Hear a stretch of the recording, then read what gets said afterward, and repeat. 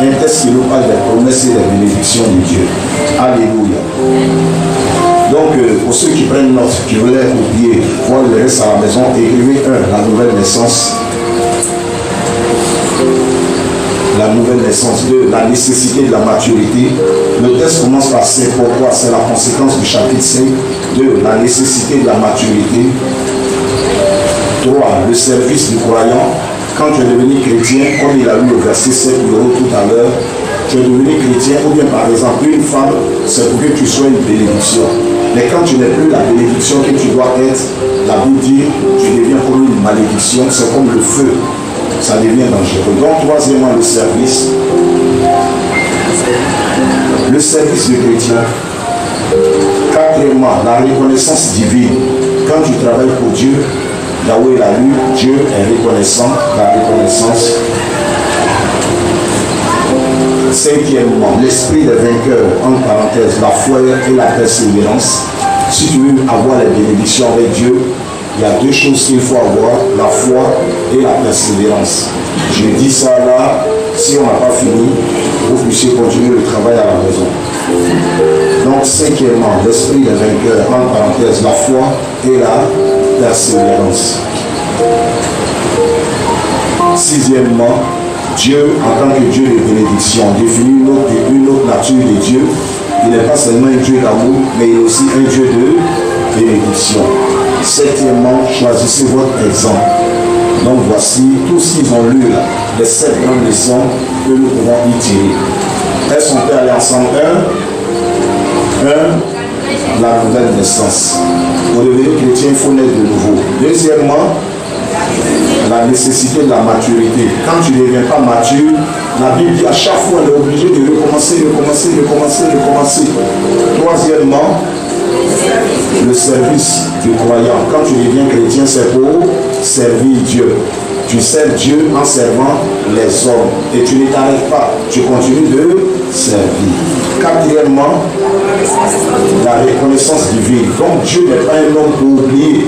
L'homme peut t'oublier, mais Dieu ne t'oubliera jamais. Cinquièmement, l'esprit des vainqueurs. C'est caractérisé par quoi? La foi et la persévérance. Deux choses. Bon, sixièmement, Dieu est un Dieu de bénédiction. Il nous bénit aussi à cause de deux choses. Les vainqueurs sont caractérisés par deux choses. La foi et la persévérance. Et Dieu, on dit il y a deux choses dans lesquelles il ne change pas. C'est David qui a lu. Lesquelles?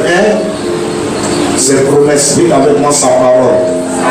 Dieu veille sur sa parole plus que toute autre chose. Deuxièmement, son nom, le serment. Dieu veille sur sa personnalité, la grandeur de son nom. Dans ces deux choses, même si on dit Dieu ment, mais Dieu lui dit il y a deux choses où je ne peux jamais mentir. Dans ce que je t'ai promis. Et puis, quand j'engage mon nom, quand je jure sur mon nom, en tout cas, on peut dire je fais pas d'autres choses, mais ça seulement je vais le faire. Et puis septièmement, la conclusion, dans la vie chrétienne, il faut avoir un modèle qui t'inspire. Quand tu lis la Bible, il y en a c'est Job qui les inspire, il y en a c'est Abraham, il y en a c'est Paul, il y en a c'est Joseph, il y en a c'est Daniel. Bon, il y en a qui n'ont pas de modèle. Mais aujourd'hui, vous êtes en train de comprendre que quand tu souffles, tu regardes qui pour supporter la souffrance. Il faut toujours avoir un modèle. Alléluia. Voilà, c'est de ça que nous allons parler. Mais on ne peut pas parler de tout, ce n'est pas possible. Alléluia. Voilà, à cause du temps. Si on veut faire développer 7 sous-thèmes, c'est difficile, mais on va les survoler. Alors le premier élément, sachez que, à moins qu'un homme naisse de nouveau, il ne peut hériter de la vie éternelle. On devient chrétien parce qu'on a rencontré Jésus, on l'a accepté dans sa vie, et puis on s'est repenti de son ancienne vie pour marcher selon la parole de Christ. C'est ça la nouvelle naissance. Mais quand un bébé vient au monde, son papa et sa maman n'attendent pas qu'il demeure bébé, mais qu'il puisse grandir, qu'il puisse devenir fort, qu'il puisse devenir indépendant, qu'il puisse se prendre en charge. Si ton enfant a 8 ans, tu continues de faire caca sur lui, ça va te choquer. Ton enfant a 12 ans, il ne marche pas. Il faut toujours le prendre en charge. Ça va te choquer. Ce que Dieu entend de nous, c'est que nous devenons des chrétiens matures. Un chrétien devient mature lorsqu'il a la capacité de comprendre le plan de Dieu pour sa vie. C'est là la maturité commence. Pour accepter, comprendre et accepter le plan de Dieu. Tu veux une femme, et puis Dieu dit elle n'est pas faite pour toi. Dieu dit il ne faut pas prendre les chrétiens, il ne faut pas prendre le temps, il ne faut pas prendre le temps. Et puis tu dis moi je couvre les humains, l'autre est musulman, l'autre est chrétien, en tout cas c'est le même Dieu. On n'est pas en Zourou ici, on est dans le christianisme. Notre foi a profondément la parole de Jésus-Christ. C'est Jésus le fondement de notre foi. Donc quand quelqu'un dit j'accepte Jésus, c'est le premier pas. Le second pas, il doit grandir dans sa foi chrétienne. Et accepter dans la foi chrétienne, c'est là les douleurs commencent. Il y a des choses que tu aimais, mais parce que tu aimes Christ, tu dois les laisser. Notre papa qui a revu le témoignage, il dit pendant 15 ans, il y a des choses qu'il a aimées. Mais à cause de la maturité, de l'amour de Dieu dans sa vie, il a accepté d'abandonner certaines choses. Que ce qui t'empêche de devenir mature soit brisé dans le nom de Jésus. Ça peut être les paroles, ça peut être la haine, ça peut être la jalousie, ça peut être beaucoup de faiblesses qu'on ne peut pas énumérer ici, mais la Bible dit les œuvres de la chair sont manifestes. Quand tu approches charnel, ça ne se cache pas.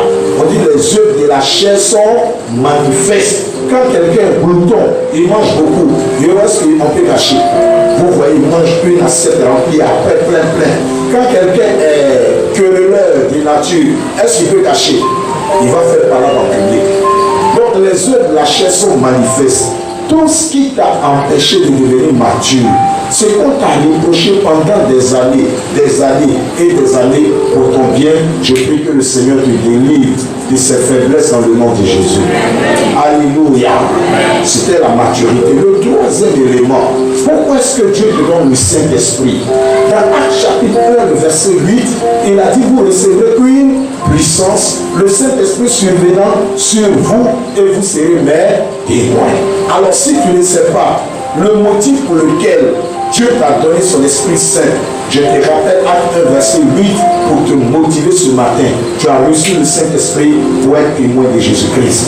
Quand le Saint-Esprit rentre dans ta vie, il fait une œuvre merveilleuse. La première œuvre, c'est de te conduire à la conversion, te pousser à la repentance, abandonner le péché et accepter Jésus. Mais la vie chrétienne ne s'arrête pas là. Le Saint-Esprit te pousse davantage à produire le fruit de l'Esprit, à devenir patient, à devenir amour, à devenir fidèle, à devenir bon. Voici le fruit de l'Esprit que Dieu voudrait que nous développions. Alléluia. Mais ensuite, bien aimé, quand tu dis tu es amour, tu es bon, ça se trouve dans les actes. Il est dit dans la parole de Dieu en Jacques chapitre 2. Comment quelqu'un peut dire j'aime il aime son frère, ou bien il a la foi, quand il voit son frère qui a faim, et puis il lui dit va, que ta foi te sauve. La foi de cet homme-là est une foi aveugle. Alléluia. Jean reprend la même chose. Si tu dis que tu aimes ton frère, et puis tu as tous les biens de ce monde, tu vois ton frère dans le besoin, et tu ne pourvois pas ses besoins, mais tu ne peux pas dire que tu as la foi, que tu as de l'amour. C'est pas vrai. Donc la vie chrétienne, on est devenu chrétien pour se soutenir les uns les autres. Les plus forts doivent soutenir les plus faibles. Tu dois pouvoir faire dans ces temps de fête-là, si vraiment tu es chrétien, que tu as les moyens, tu ne peux pas manger poulet toi seul quand tu vois ton voisin qui a faim. Tu peux tendre la main à celui qui n'a pas. La seule balade que tu vas offrir, tu peux envoyer quelqu'un à Christ. Il y a des gens qui sont devenus chrétiens parce qu'on leur a donné un petit chose sur la route. Il y a des églises à Bouillon aujourd'hui qui organisent des repas. Un temps, Papa Zoé nous faisait ce plaisir. À la fin, les nouvelles personnes, on leur donnait des bouteilles de sucrerie. Il a dit ça, je crois, au Togo. Il y a beaucoup d'églises qui font ça en Côte d'Ivoire. Organiser un repas. Il y a une église des assemblées de Dieu habillées en Cocody. Mes enfants, ils sont fidèles, fervents, ils sont instrumentistes là-bas. Et ils disent, voici comment ils ont organisé leur fête de Noël, l'activité. Le dimanche, ce sont les enfants. Mais le jeudi, ils ont loué 3 chants. Richard Crémé, le groupe Eden, et puis je prenais nos chants qui ont chanté jusqu'à 1h du matin. Maintenant, après 1h, quand le pasteur a fini de bénir l'église, ils ont mis des stands et puis ils ont partagé de la nourriture. Ceux qui étaient forts dans l'église ont pourvu. Ils ont mangé dans la cour de l'église, ils ont bu l'orangina, les bissats jusqu'à au moins 6h du matin. Ils étaient ensemble, ils ont partagé ensemble, ils ont vu Dieu faire du bien par des cadeaux, par les mains de ceux qui pouvaient aider les autres. Alléluia. Nous pouvons servir Dieu efficacement. Dis avec moi Amen. Je disais dimanche dernier, tu peux servir Dieu. On a fait projection de films ici pour vous rappeler le combat que certains ont mené. Il y en a qui ont mené des combats. Il y a Oscar qui n'est plus là. Vous l'avez vu sur la route, il courait. Il avait sifflé. Et puis on a vu le film. Vous avez vu papa, maman, son épouse au milieu de nous. Gloire à Dieu. Des gens qui ont dansé sur la route. Dieu ne m'a pas encore appelé, mais vous m'avez vu, je n'ai pas eu honte de Jésus dans Boubou Nango. J'ai dansé avec sifflet parce que je sais en qui j'ai cru. Et nous sommes toujours en train de batailler, en train de combattre. La petite qui est aujourd'hui fonctionnaire, elle a eu le bac à Évron. Ce sont nos enfants, ils sont nés dans nos mains. Dieu est en train de lever l'église. Quand les gens commencent à travailler dans l'église, c'est le signe que Dieu a élevé votre église. Vous avez payé le prix. Donc vous n'avez plus le droit de vous comporter comme les enfants. Si vos enfants commencent à devenir fonctionnaires, c'est pour dire qu'ils vont se marier. On est arrivé à notre niveau. Les vieux, vous devez être maintenant des colonnes, des fondations, des gens qui donnent de bons conseils, qui aident l'œuvre de Dieu à aller de l'avant. Que ce qui est d'enfants disparaisse du milieu de nous dans le nom de Jésus. Que ce qui est d'enfants disparaisse dans le nom de Jésus. Dis avec moi Amen. Dis avec moi Amen. Que Dieu te bénisse. Alors, le quatrième point dit, Dieu il est reconnaissant. Dieu reconnaîtra tout le travail que tu vas faire. Dieu va te bénir. Si vous avez vu la petite fille moissonnée aujourd'hui, ne pensez pas qu'elle est seule, elle a eu le bac ensemble, peut-être avec les Adam ou bien après. Elle a eu la classe un peu qui était comme les Yoro. Yoro a eu le bac en même temps, 22, 23 ans, il a commencé à travailler. Dieu fait grâce à qui il veut. Mais si vous fouillez, écoutez-moi bien, peut-être que ça va te choquer. Si vous fouillez dans la vie des parents de ces enfants-là, il y a longtemps il travaille pour Dieu. Lui, je ne connais pas Tembili, ce qu'il a fait avant sa femme, mais je sais que quand tu travailles pour Dieu, la parole de Dieu, David dit, j'étais jeune, j'ai vieilli, le juste là, je n'ai jamais vu Dieu l'abandonner, ni ses enfants l'abandonner. Psaume 37, le verset 25. N'aie pas peur de faire du bien aujourd'hui, tes enfants moissonnera cela demain. Si tu vois quelqu'un qui a faim, donne-lui à manger. Quelqu'un qui a soif, donne-lui à boire. Ton enfant qui est à Abidjan, ou qu'on amène à Taouan, où tu ne connais pas Dieu, Dieu prendra cet enfant en charge dans le nom de Jésus. Ce que tu sèmes aujourd'hui sera ta moisson de 2022. Les paroles que tu sèmes aujourd'hui seront les bénédictions de 2022. Ce qu'un homme sème, c'est ce qu'il moissonne. Tu ne peux pas s'aimer haricot, tu vas moissonner du riz. Ce n'est pas possible. Ce qu'un homme aura sémé, c'est cela qu'il moissonnera aussi. Si tu as sémé la vie, tu vas moissonner la vie. Si tu as sémé l'amour, tu vas moissonner l'amour. Si tu as sémé la haine, il y aura toujours parlant dans ton foyer. Si tu as sémé la méchanceté, il y aura toujours la méchanceté devant toi. C'est ce qu'un homme sème, c'est ce qu'il moissonne. Dieu est prêt de bénir la Côte d'Ivoire. Toute la Côte d'Ivoire, Dieu va bénir les églises. Mets-toi dans le rang. Mets-toi du bon côté. Fais avancer l'œuvre de Dieu. Que ta main devienne charitable. Que tes genoux fléchissent pour intercéder aussi pour les autres. Ne limite pas ta vie à toi seul. Tu te mets à genoux. Tu ne pries que pour toi. Tu ne pries que pour tes enfants. Ah! C'est pas ça le royaume de Dieu. Dans le royaume de Dieu, on s'entraide les uns les autres et Dieu finit par nous récompenser. Que Dieu vous bénisse dans le nom de Jésus. Alléluia. Alléluia. L'esprit des vainqueurs. Dieu te dit, tu vas te marier.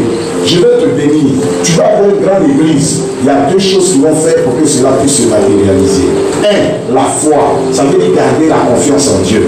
Il y en a qui perdent la confiance et puis qui vont au péché. Il y en a qui disent, mais il y a longtemps, Dieu m'a promis. Je prie, je ne vois pas. D'autres se cachent. Ils vont chez l'oncle, le diable, qui leur donne des pouvoirs. Il y en a qui mangent des médicaments. Quand ils font ça, 3 kilomètres, des gens tombent. Si Satan était vraiment fort, il était vraiment puissant, il aurait créé ce monde. Mais lui-même, il connaît sa fin, c'est l'enfer. Quels que soient les problèmes, garde la foi en Dieu. Garde ta foi en Dieu. Il y a une chanson qui dit: garde ta foi en Dieu, il ne t'abandonnera pas, il fera. Dieu le fera. Parce que ce n'est pas un homme pour mentir, lui, le fils d'un homme pour se repentir. Le deuxième élément pour posséder la bénédiction de Dieu, mon fils Yoro, c'est la patience, la persévérance. Le mot patience, persévérance en grec, le mot on dit makotomia. Donc une longue patience. Il faut savoir supporter. Parce que quand tu es patient, il y a le diable qui t'attaque, il y a les autres qui t'attaquent, il y a des gens qui te calomnient. Le dimanche dernier, il y a un qui a rendu un témoignage. Ils sont allés prendre femme pour lui. On dit: mon ton petit frère est décédé par sa femme. Et il dit: ça ne peut pas faire. Au déquet. Il est resté là, mais parce qu'il a cru en Dieu, il a demeuré dans le Seigneur lui a rendu cela à justice. Sa femme lui a donné un bébé et il est venu rendre témoignage dimanche dernier. Dieu te donnera ce qu'il t'a promis dans le nom de Jésus. Dieu n'est pas un homme pour mentir. Je suis en train de dire que ta saison arrive. Dis avec moi: amen, amen. Garde la foi en Dieu. Dieu te lèvera, Dieu te récompensera, Dieu te fera manger les meilleures productions du pays au nom puissant de Jésus. Il y a deux choses dans lesquelles Dieu ne ment pas. Un, Dieu ne ment pas dans ses promesses. Deux, Dieu ne ment pas pour gâter son nom. Le serment qu'il te fait là, il va l'accomplir. Quand il engage sa personne, c'est pour te donner la victoire. Alléluia. Que Dieu te bénisse.